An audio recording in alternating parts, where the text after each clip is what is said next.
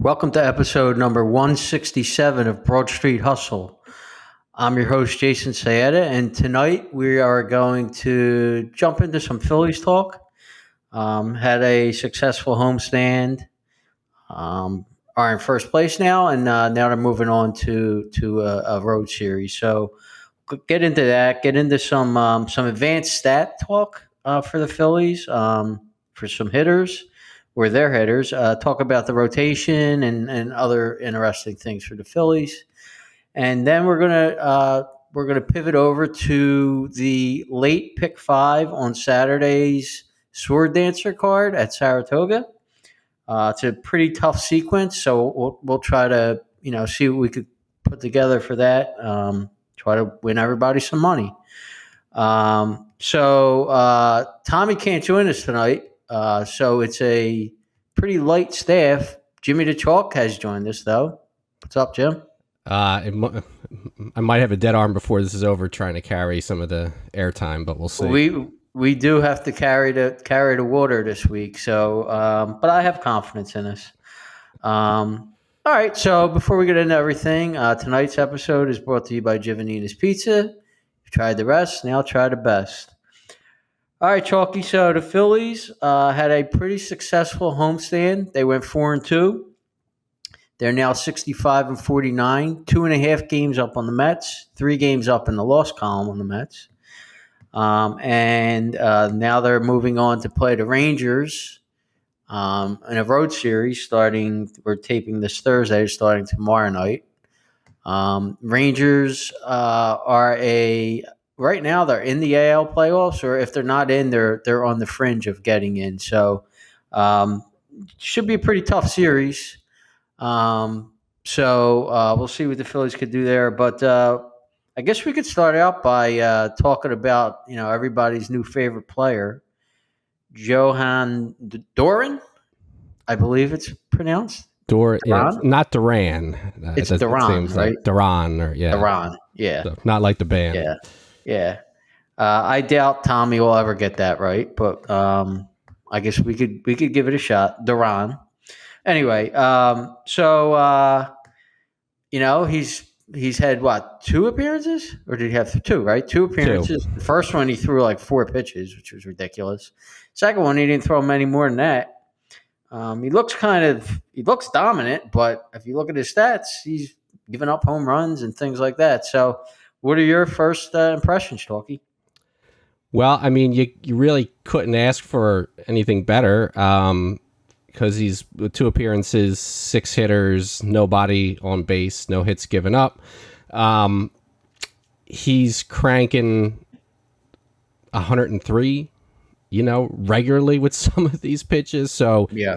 this is already, I think it's already kind of turned into a Billy Wagner thing, where if he threw a 99 mile per hour fastball, the fans would boo because they want to see 100 on the gun.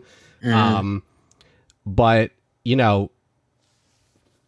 4 pitches. It was both games were against the Tigers, right? Because he didn't get in the Orioles series. But Tigers are the best, or were they are the best record in the AL. And you take them out in 4 pitches, and then struck out a couple guys, and really didn't get into trouble on the second night he came in. So between his performance on the field and his entrance into the game, he's got the fan base buzzing, and there's a lot of excitement around it. And you alluded to it last week a little bit, but this is really the first lockdown closer the Phillies have had in how long are we talking now? Papelbon, I guess.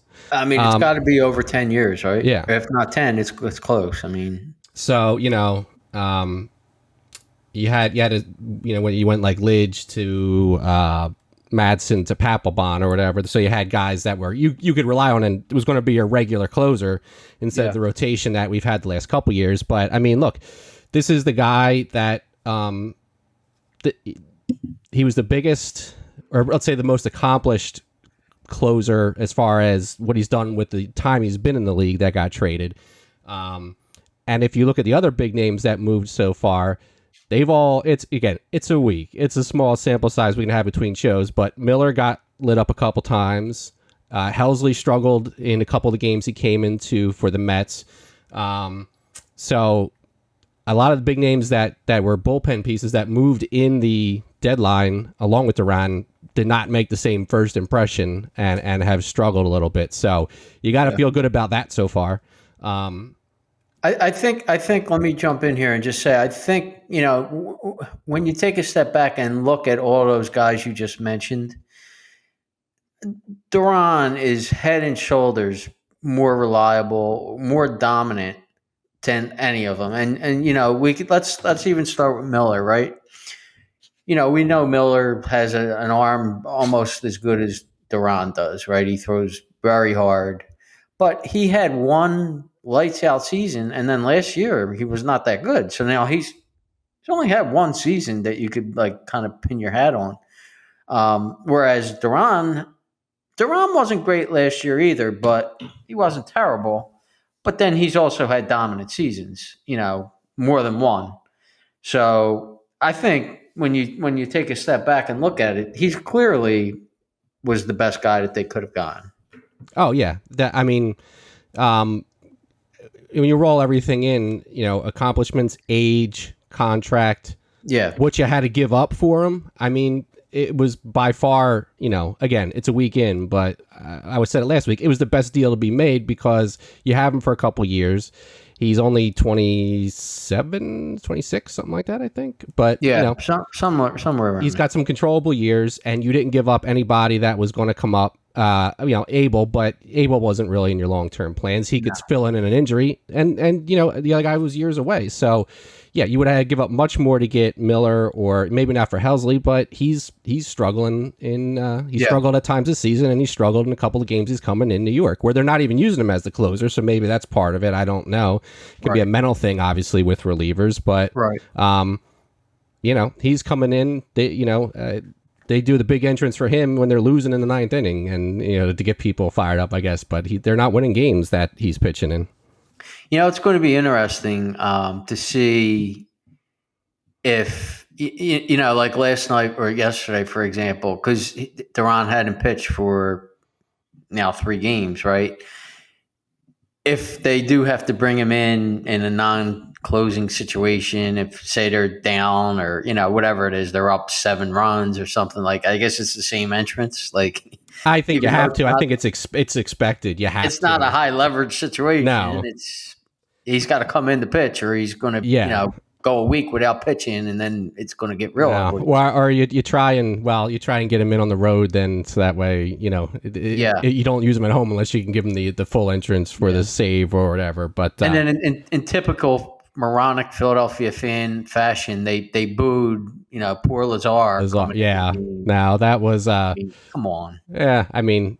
Listen, I'm not justifying it. I think he understood or is explaining. Like, they're not booing you. It's like they want to see. It's like you're going to get mad that is that the night? That's not the night Schwarber hit the grand slam, but somebody hit a home run in the 8th to make it like a not a Marsh. Right, Marsh.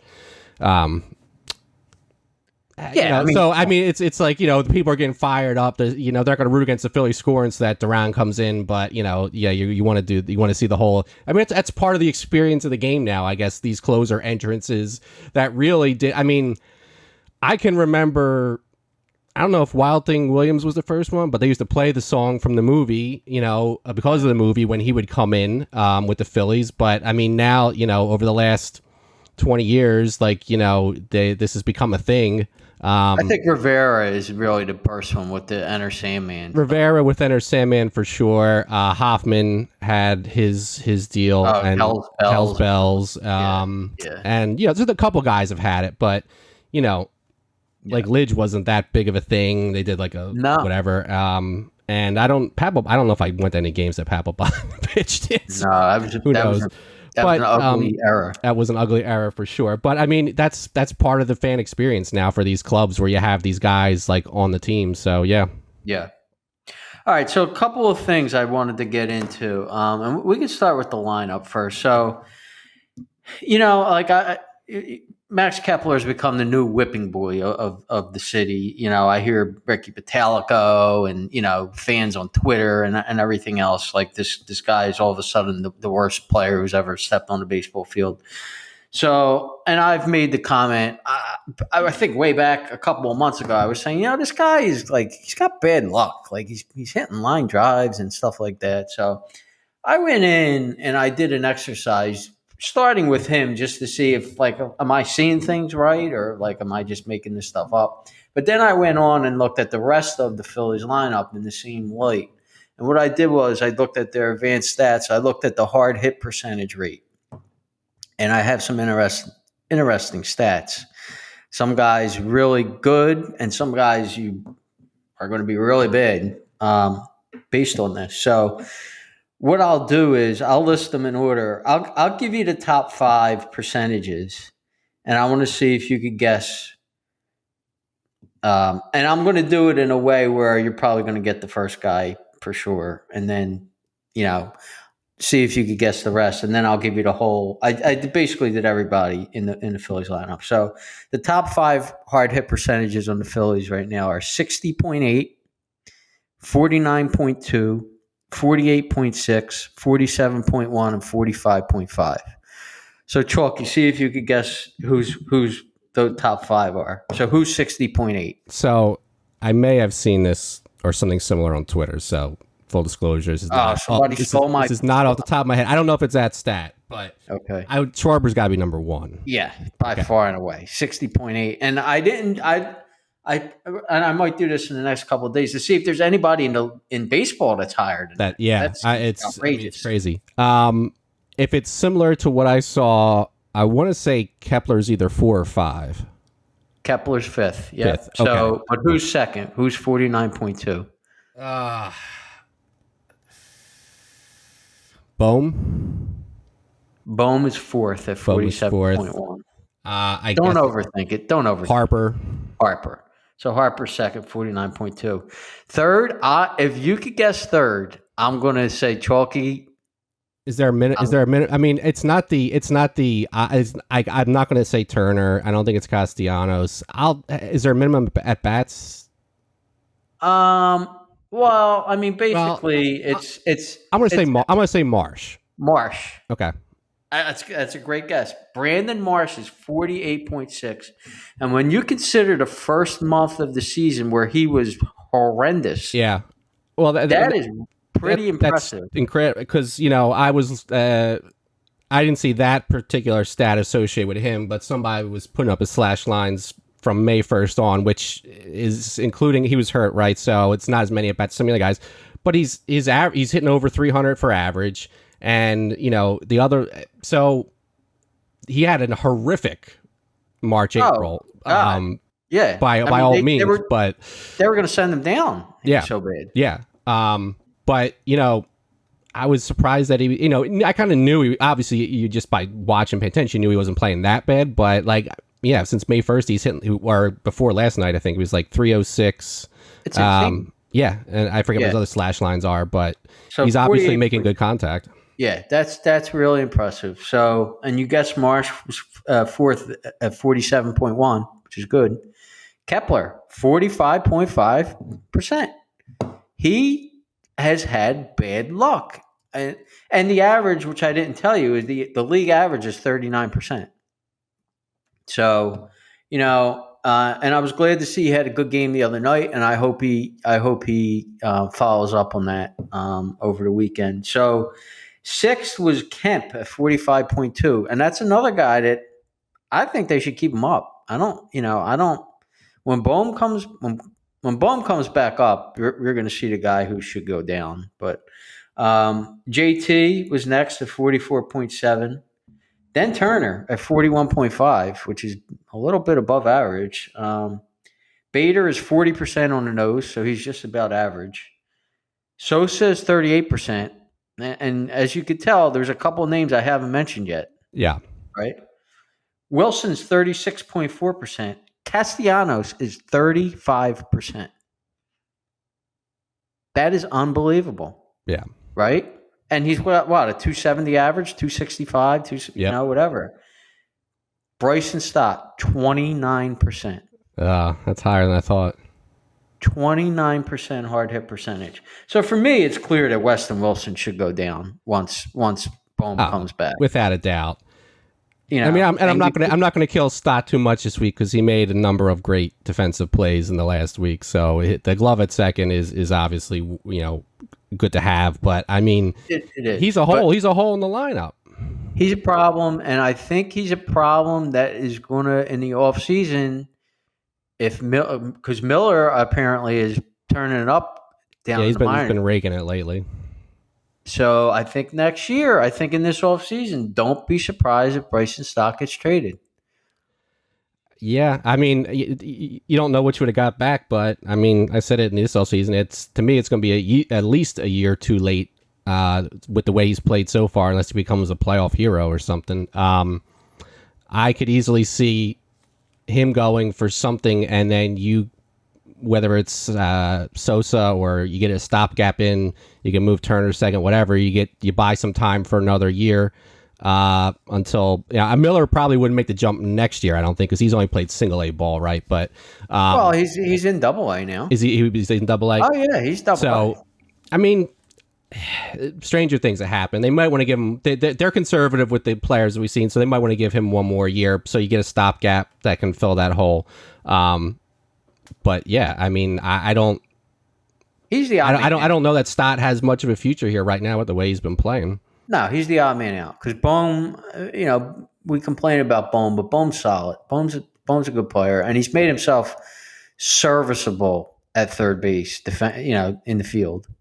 And Turner's Turner. He's not going anywhere, obviously. So where does that leave you? It's that's the one change you can make. Other than of guys that are on the team now, like who plays center field next. I mean, that's all up in the air, obviously. But. Yeah, I think so. I honestly don't think they're going to call Crawford up, and I don't think they're calling Painter up at this point. I think those guys are.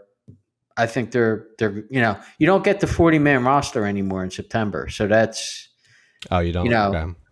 Right. So if you got that, then at least Crawford would be up. I don't know if they would want to take Painter out of his what he's got going on down there, but I just don't.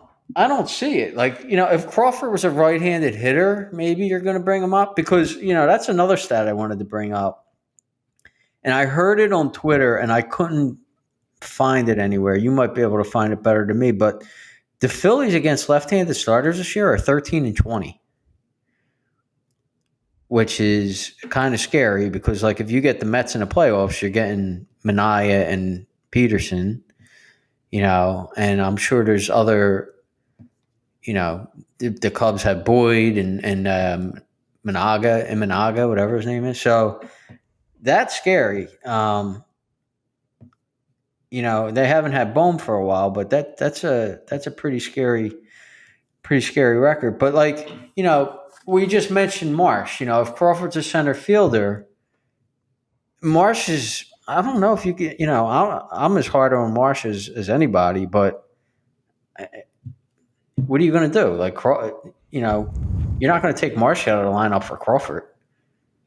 No, they're both lefties. Center field. I mean, Marsh is he still on controllable options or is he arbitration eligible still? I forget whether he's I don't know. A flat out free agent or not. Well, now next year's a different story altogether. But I mean this year, no. I think you're not replacing Marsh with another left-handed bat at this point. No. So you got to be looking at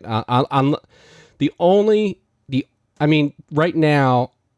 Okay, let's assume Kepler's not going anywhere. Wilson's the odd man out for now. Whatever. If you're going to bring Crawford up, you'd have to do almost a double platoon or whatever. So you're playing Marsh and Crawford against a right-hander, and you're sitting Bader and Kepler.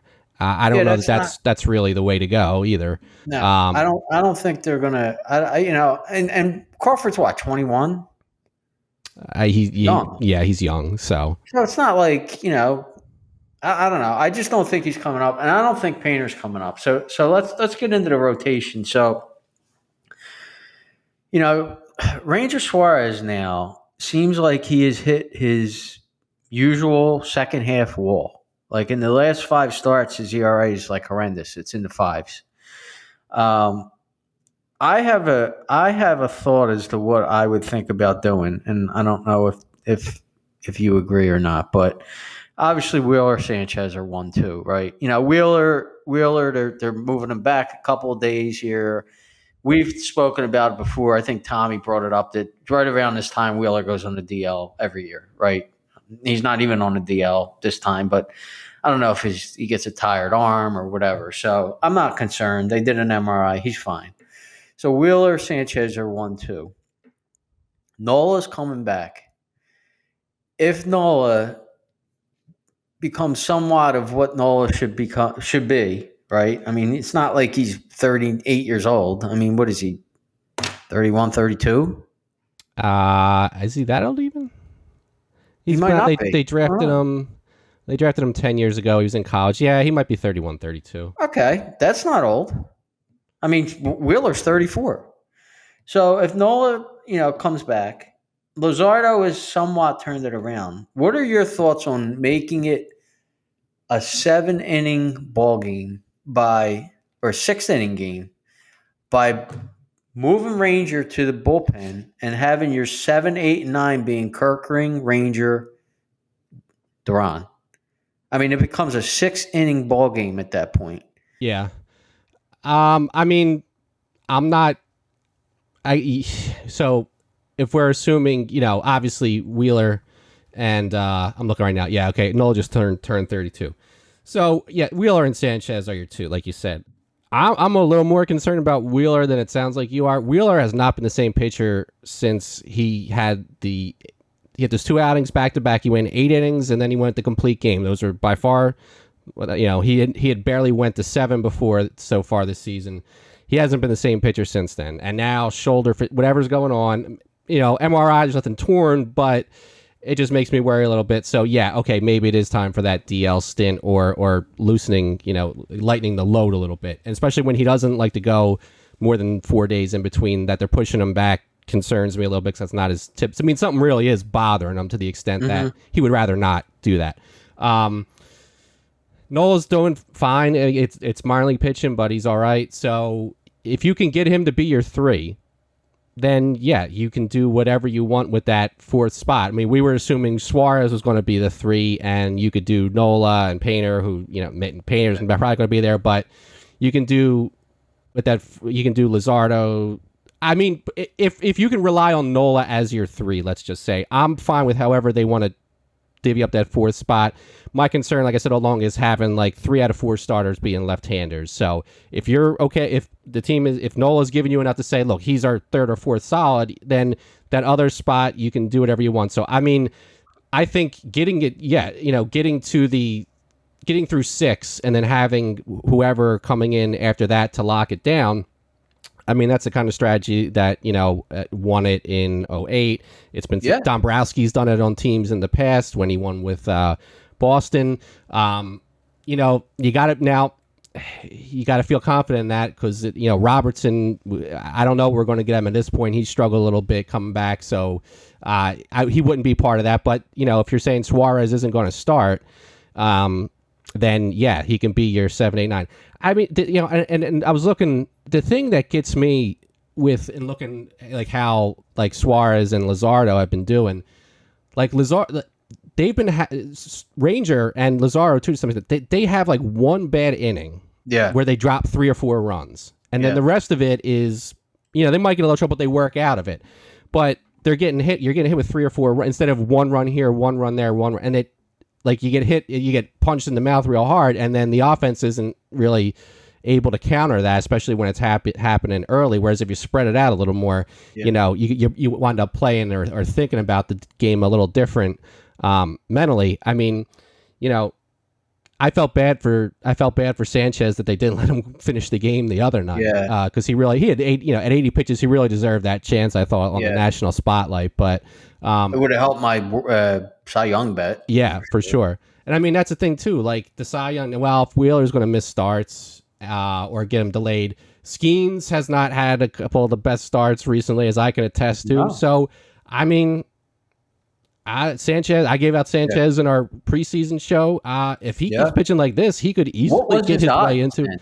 What were his odds? I want to say 40-1 at the time. Yeah, I got him 30-1 during the game the other night. Yeah, and then after the game he went down to like 15, or now he's even like 10 or 12-1. Yeah. But during the game, he's on a roll. I mean, I would honestly be. I mean, depending on how if they're going to time it to where he's got more starts at home or not, you don't want to make him the game one starter, but if you're going to be home for game one, but yeah, I other than the fact that Wheeler's got a little more playoff experience, so the Sanchez is pitched, I wouldn't. If you're trying to space out Wheeler a little more, I would have no argument letting Sanchez pitch game one at this point, the way he's been rolling, depending on the opponent. Well, so let me just get back to what my thoughts on that Suarez move are. It's I think it's either going to be Suarez or Luzardo who's going to the pen. And I think Suarez has experience in doing it. We already know Luzardo is not good when guys get on base. So, I just feel like, if you do pitch Luzardo in game 4, and now you solidified your 7 through 9 in the bullpen, now you have – if Luzardo only goes 3 innings, now you have Strahm and you have Robertson. You even have, you might laugh at me, but Taijuan Walker looked pretty good the other night. Maybe he could give you long innings. He's another one. I mean, you don't know what you're going to get, but if you just look at the numbers, he's pitching better than any of us thought he would have given us this year. So maybe even he pitches 3 to start. I mean, the flexibility you kind of give yourself. So, I mean, and Jimmy D, I think, talked about it when he was on a couple weeks ago. There's multiple times when I've been watching these games and Luzardo starts getting in trouble, and it's it might be early, but it's can you just leave him out there when he's still doing this? When he walked all those guys against, what was it, Boston or whatever? In the playoffs, you're not. No. So if you're going, it's okay, we'll let him start, but if he's getting in trouble in the second or third inning, you can pull him out and put Suarez. If Rangers coming behind him, let's say, or that's the plan. All right, so Ranger can come in the third inning and give you 3 or 4 innings, 1.5 times through the lineup, hopefully. See, and that gets you through 6. But if they move Ranger to the bullpen, I'd rather them just keep him as a high leverage guy. And if you need long guys, I think you're going to be talking about Walker, and you could lengthen a game, right? If you got the guys I mentioned for 7, 8, and 9, now you have Strahm and Robertson for 5 and 6. Maybe you only need maybe you just want to bring Romano into to get you out of the 4th inning jam or whatever. Yeah. And now you got, all right, here comes Strahm for the 5th inning. Here comes Robertson for the 6th inning. And now you're into your leverage guys. Yeah, I mean, the thing I would say about Ranger too is if we assume Luzardo or whoever is going to start game 4, if you need him the night before, he's not coming in to pitch 3 innings in game 4, right? Mm-hmm. So that his use in that kind of situation would be subject to when has he had a pitch in the series at that point. But I mean, I think it's the pitching staff is going to be, if the pitching staff fails on them, they're not going to win in the playoffs. The hitting will only get them so far. It's the pitching, they could lose games 1-0, 2-0. So, but I think if one is strong and the other is not, the pitching will keep it close enough that you're going to win games with 2 or 3 runs if they pitch the way they can. So I would be focusing on getting the most out of my guys, even if that means short stints or extending the game, like you're talking about. I mean, if Luzardo throws 80 pitches in 5 innings, okay, no big deal. Well, we can get into the bullpen and get guys in there. You're not trying to get 6 or 7 out of him and worrying if he can get that far. I think you got a solid really, really good bullpen in doing that. And it's just like you said, it's going to count on Nola being somewhat closer to what we think he should be, and then Luzardo. So I don't know. They might not do that with Suarez, but I just see him. He hit the same wall last year. He hit the wall the year before, and then even into the playoffs, he was only going 4 innings in the playoffs, 5 innings, at most. Right? I think he went 4 2/3 against the Mets, and then somebody came in and got him out of the. Was it Hoffman got him out of the 5th, and then Estevez blew it or whatever? Yeah. I mean, the thing I'll say with Suarez and the hitting the wall. I mean, he didn't really have a first half of the season. He came No, late. that's So like to true. me it shouldn't be like, oh well, he hits this after 15 starts every year. Like Yeah, he didn't good point. he didn't make his first start until June, right? Was it that late? I'm looking now. No, okay, May. I had that off. So, you know, but so May through the break. So right before the break, his last game before the break was Cincinnati, where he went 5 innings and they won. And then after that, San Diego 3 runs, L.A. 6 runs. He gave up one against the Yankees, 3-5. So, other than his very first start of the season, like these are like the 5-6 worst outings of the year right after the Right. All-Star break, and he only pitched 1, 2, 3, 4, 5, 6. He only had 12 games or 15 games he missed the whole month of the year, so that's it's not like Yeah. his arms got that much work on him that to this point. No. But concerning. I mean, maybe he's doing something where, like I said, he's giving that one big inning, and if they can change something, and he got squeezed on one of these games, I remember, where he should have been out of it, but he's that's a concern right now. Yeah. All right. Well, I guess more to come on that. See what happens with this road trip coming up. But that's all I had on the Phillies. So if you don't have anything else, I guess we get into Saratoga. Now let's get on to Saratoga. All right, so uh, for Saturday, as Jason said, it's Sword Dancer is the feature. The late pick 5 begins with race 8, which is it's a nice race. It's an optional claimer. Purse of 120,000, 100,000 for any horses that are up for the claim. It's going to be 6 furlongs on the main track and the dirt. Again, it's a short field, but not a bad field at all. It's competitive. So, Jason, we'll kick it off with you. Okay. So I'm going to go too deep here, and my top choice is going to be the two Demons Mound for Mott and Pratt. He's dropping out of some stakes races. He's got a win at the Spa. I believe he also has he's been good at the distance. So I think he should stalk, kind of sit off the pace here, and has a good chance to pounce and win. But I'm also going to throw in the 3 Maximus Meritus for Reed and Ruiz. This is another one of those shady Robert Reed Spa entries. He has come up with some wins here at the Spa. So, this horse he did run in the Carter, didn't run that well, but he's kind of thought of well. He's good at the distance. So, just kind of like a defensive shady Robert Reed, throw in, and I'm too deep with 2 and 3.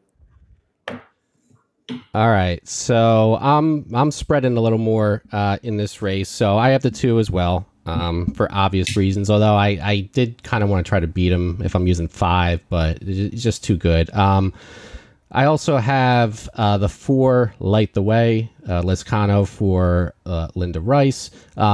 Has had some couple good races at Saratoga now. Some of those did come on off track, but he'll be looking to get the lead, and he's placed 4 out of 5 at the distance, so that shouldn't be a concern.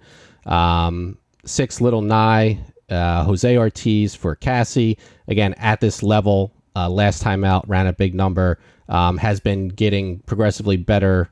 Although that was his first start this year, his last couple races after coming to Cassie, he's gotten better, and he was running in graded company, not running particularly well, but still, better company than some of these horses.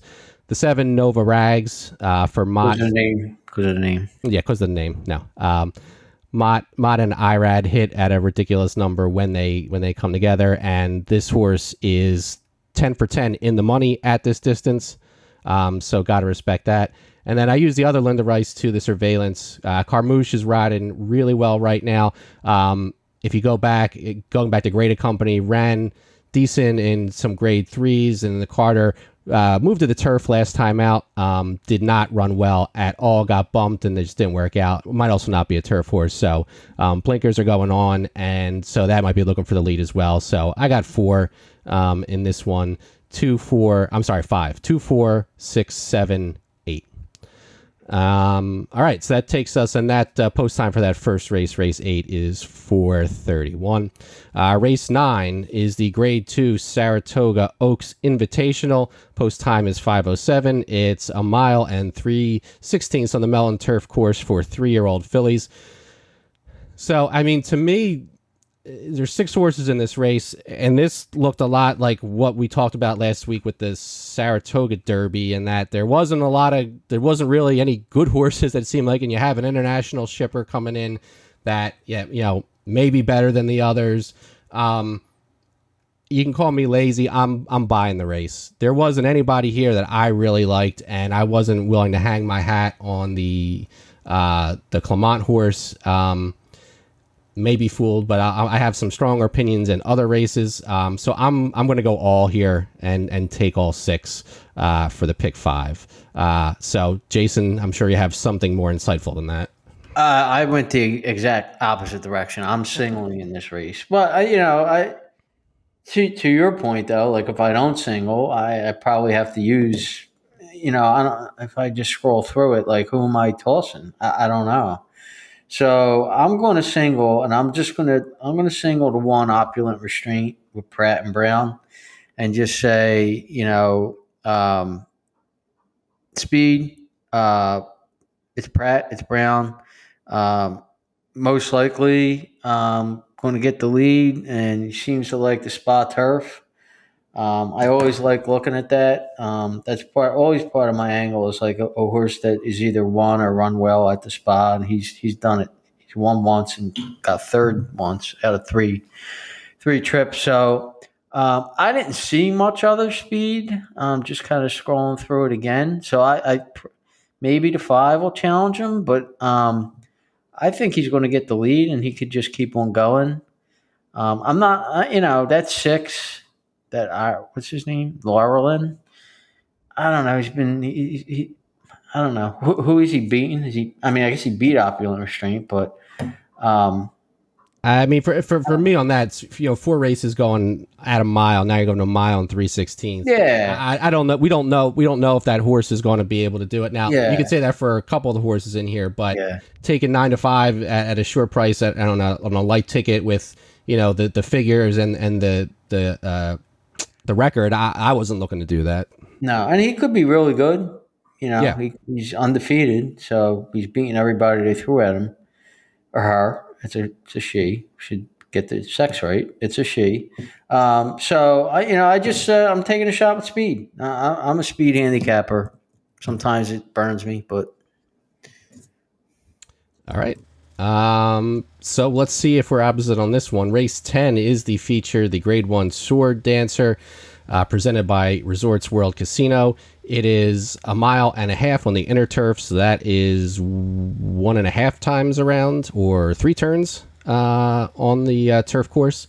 Got some familiar faces in here that we've seen in a lot of the races we handicap at the spa and otherwise. Jason, let you lead off. so this is another good race. To me, it's pretty much Applebee's versus Farbridge.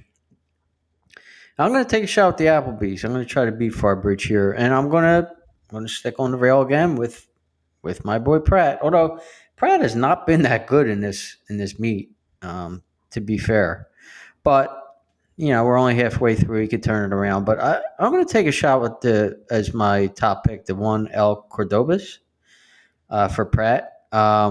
Again, most likely going to get the lead. I think. I wouldn't think Appleby is going to have both of his horses run the same style, and I think this horse is more than likely the one he's going to send. So I'm just going to take a shot with him, and I'm going to say if he doesn't win, then the 5 Nations Pride kind of catches him. Down the stretch with Buick came over on to ride this race, so I would think they're pretty serious about this horse. He has proven to like the spa. So I'm against Far Bridge, and I'm using the Applebee's, the 1 and the 5. All right, so for me, I'm just going. This is going to be a single for me, and I am going with the 5 Nations Pride. It's a horse that's come to the spa a couple times, has run well. And with the 2 Applebee's, you try to read into this and maybe you think too much. So Buick could have had either horse, and he's sticking with Nation's Pride. So maybe that's worth something. Maybe it's not. I do think, Far Bridge has been running really well lately, and he has won twice at the spa. He's been in the money every time he's run at the spa, and he's won 3 out of 4 at this distance. So I think the 1 will indeed has to be in there to give some pace pressure. I think. I don't know if they're going to run 2 horses that are trying to come from that far back. It could be a question of whether Nation's Pride has lost a step. If Arbridge gets out there and rolls along with the way Rosario's riding, he's not losing the race, so they got to have some pressure on him. The 1 maybe could take it all the way, but I'm going to single the 5 here, especially going deeper in some of the other legs that we've talked about. All right, that takes us to race 11, which is 7 furlongs on the dirt track for fillies and mares, 3-year-old and upward. It is a $110,000 non-winners of 1 allowance race. Again, some could be a pretty competitive affair. I'm using 3 horses here. I have the two Chad Brown horses, which is the number 2 Limes Don't Lie. Has not run a lot and has been spaced out in some of the races, but has been progressing a little bit each race, cutting back in distance a little bit. Brown can sometimes move these horses up pretty quick, so I will use that horse. And also the 3 Alicia, if you said that right. So Pratt riding for Brown there. Ran at this company last time out. Ran 3rd, pretty far behind a winner that won by almost 5 lengths. And it's a first time Brown coming over from, second time with Brown. That was off a long layoff, that last race at July 5th at Saratoga. And then the other one I'm using is the horse that finished in front of Alicia last race. That's next on stage, Rosario and Handel.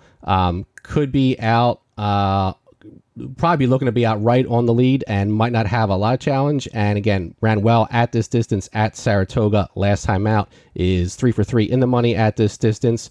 As I said, Rosario's running well. So 2, 3, 8 for me, trying to beat the favorite, the more likely favorite, the 1. Jason. So I'm going to go too deep here. My top pick is going to be the 8 next on stage for Rosario and Handel. Like you mentioned, it's speed. It's Rosario, who's been really good, and he's very good on speed. And he's coming out of the key race. Him and Aleska, whatever you say that name, they lost to Ragtime. Now, Ragtime probably should have won that race last week. I forget the name of the race, but the stakes race that she was in, where she got caught at the end by was it the Arnold horse? The Test. The Test, yes, the Test. So Ragtime is a serious filly, and again, I like Rosario on speed, and like you said, Rosario has been on fire. I'm going to take a shot that he could kind of dust this field. But I am going to throw in the 1 Practical Love for Jose and Mott. It's a horse with tactical speed, so he could kind of sit off the 8, or she, again, getting the sex wrong, but she could sit off the 8, and, she might be able to go by her. So I thought long and hard about using the 3 just because she was in the Test, which, obviously could be a key race for this race with Ragtime winning, but I'm going to take a shot against her. She seems like she's a closer. I don't like closers on dirt. I'm just not a fan, but I think Practical Love is tactical. So too deep, 8 and the 1 for me. All right, and that brings us to the finale, the 12th post time, 6:49. It is a non-winners of 1 state bred allowance, 95,000 on the turf, the Mellon turf at 1 mile and 1/8. Again, it's a field of 10. Could be some could be some interesting opinions here. Again, not a straightforward one necessarily, although, it depends on your opinion. So, Jason, who do you like here? So this is going to be a spread race for me because I don't know. I mean, I don't have a lot of confidence in this race. One of the first things I always look at is who has won or at least run well on spot turf. I didn't really find anybody that did that, so that's for me right there is like So I'm going to start with my top choices being the 10 Charles J for Irad and Joseph Lee. Has run well at the level. Has Irad. I know they're weak angles, but this race is just again, I don't have a lot of confidence. This is impossible for me. So I'm also going to use the 2 Amplitude for Franco and Brown. I'm going to use the 6 Terminal Velocity for Lescano and Barkowski. Lescano did win that race on the lead, but it was a maiden special weight. So maybe he gets the lead again, or maybe he was just faster than bad horses last time. But I always like Lescano on turf, and obviously he's shown that he may be able to get out on the lead. So I'm going to throw him in, and then I'm going to use the 9 Ortis for Rosario and Lewis. Strictly a Rosario play. He's been on fire at Saratoga. So 4 deep, 10, 2, 6, and 9. So I am too deep here, and it's horses that you already mentioned, so I won't go that much into it. Top pick would be 2 Amplitude, Brown and Franco, and I also would be using the 10 Charles J. I was a little hesitant on that because being out wide, but he should have some time to get over. He's not going to be out on the lead. Yeah, he wants to close anyway. Yeah, but like you said, there's not a lot of history here with a lot of these horses like running on these turf courses or at the distance for that matter. So it could be a little bit of a crapshoot, and you might want to take longer prices for sure. But I spread myself in some of the other races perhaps stupidly, so I can't really go too deep here and give out any way. I can't really go very deep here without being able to not give out a reasonable ticket. So I'm going to go 210 and call it a day on that. Hopefully alive and hopefully finishing it off. All right. So that's all 5 races. Jason, you have a ticket you're going to give out? Yeah, I'm going to do this for $1. So race 8, the 2 and the 3. Race 9, single and 1, opulent restraint. Race 10, the 1 and the 5. Race 11, 1 and 8. And then race 12, 2, 6, 9, 10 for $1. It's $32. All right. So for me in the 8th, it's going to be 2, 4, 6, 7, 8. Race 9 will be all, so that's 6. Race 10 will be a single, that's the 5, Nation's Pride. Race 11, 3 horses, the 2, 3, 8. And race 12, 2 horses, the 2 and 10. For 50 cents, that ends up being $60. If you don't want to play it that much, I would try to take a stand in the first leg against the favorite and take that horse out, because there's going to be some favorites in the other races that were, single to. That would be the one I would play against. But if $60 is good enough for you, then you could play that and not have to cut anything out. All right. So that's going to be wrapping it up for us. Episode 168 of Broad Street. 68. I was already thinking ahead because I said, well, what are we going to do next week? What are we going to do next week? I say Alabama, right? Alabama at Saratoga for sure. We'll have probably some more Philly stuff. The Eagles, I don't know that anybody's playing worthwhile tonight, but hopefully nobody's hurt in camp by that time. And then after that is the Travers, and then after that is the NFL preview. And we'll have plenty of Phillies mixed in for sure along the way. So, episode 167 of Broad Street Hustle. Have a great week.